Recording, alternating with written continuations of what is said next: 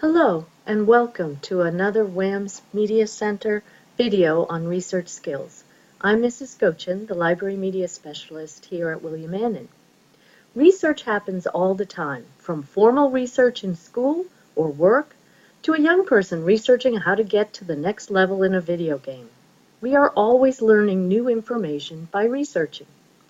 When we do formal research in school or work, there are certain actions you must take. One of these is identifying citation information. In this video, we will discuss what a citation is and the four main reasons that we must cite or identify citation information when doing research. Let's begin. What is a citation?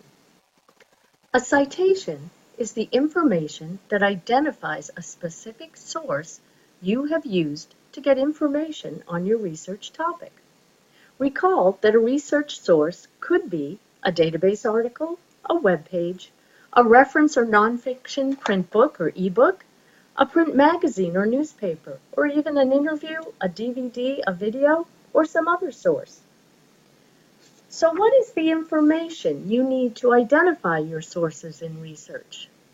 Let's take a look. The citation information is different for different sources, but does include the author or authors of the database article, web page, book, etc., the title of the database article, web page, or book, the publisher or organization responsible for the source. That might be a publishing company, or it could be an organization that sponsored a website. The place of publication. This is a city, and if it's a well-known city, then you just write the city name. But if the city is not well known, then you should include the state abbreviation along with the city name. For example, two well-known cities are Chicago and New York. They would just be written as the city name. But Springfield, New Jersey is not a well-known city, so we would include the NJ for New Jersey. Those are four of the pieces of information you would need for a citation. Here are some more. The publication date. That's the copyright date of a book or perhaps a website or database article, or the last updated date, which is usually for an online source. The database name or name of website, again, those would be for online sources. And in the case of a database article, we also have to include the original source of the article. That is, what magazine, newspaper, or reference type source was the article originally published in.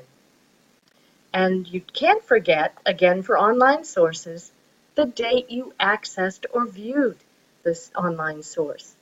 The reason we need to provide that information is that online sources can be changed at any time, day or night, and it's important that you identify when you looked at that source, because it could be different if someone went to look at it later on.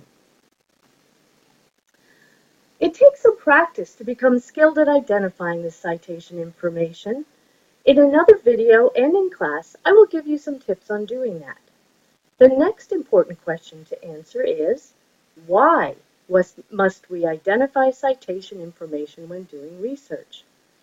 There are four reasons for identifying citations when researching. The first two are the most important. Number one, to acknowledge or give credit to the author and source you use. Think about it. Everybody likes to be acknowledged for their work, authors included. If you read and take notes from an author's material, it's just good manners to give them credit. Number two, to avoid plagiarism. So people don't think you are claiming to be the original creator of the information. What if you wrote, say, a poem, and then later heard another student read almost the exact same poem out loud and claim that it was theirs? How would you feel? Not only would you be upset, but you would miss out on the congratulations and praise. Plagiarism is not just about copying word for word. Using someone else's ideas or images, for example, without citations is also plagiarism and can get you into a lot of trouble, both in school and in the working world. These are the two top reasons that we provide citations when doing research. The next two reasons help you and your audience. So here are more reasons for citing, that is, identifying citation information. Number 3 is so that your audience can verify where you got your information from. Your audience may be your teacher and classmates, your community, or even someday your boss and coworkers. After listening to you or reading your paper or report, your audience may want to make sure you used trustworthy sources. And number 4, so you know what sources to return to if you need more information or to check on the notes you took. This helps you stay organized and work efficiently in your research, which makes it take less time.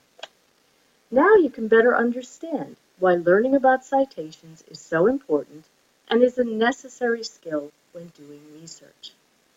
So, to recap, it is important as a responsible citizen to always identify the sources you use to create any new product, such as a research paper, a poster, a blog, a video, a podcast, a web page. Citations are the information that identifies a specific source you used to get information on your research topic. The 4 reasons for citing or identifying citation information are to acknowledge or give credit to your author or source that you used, to avoid plagiarism, don't claim that information or ideas are yours, to allow your audience to verify your sources, and to allow you to return to your sources if needed.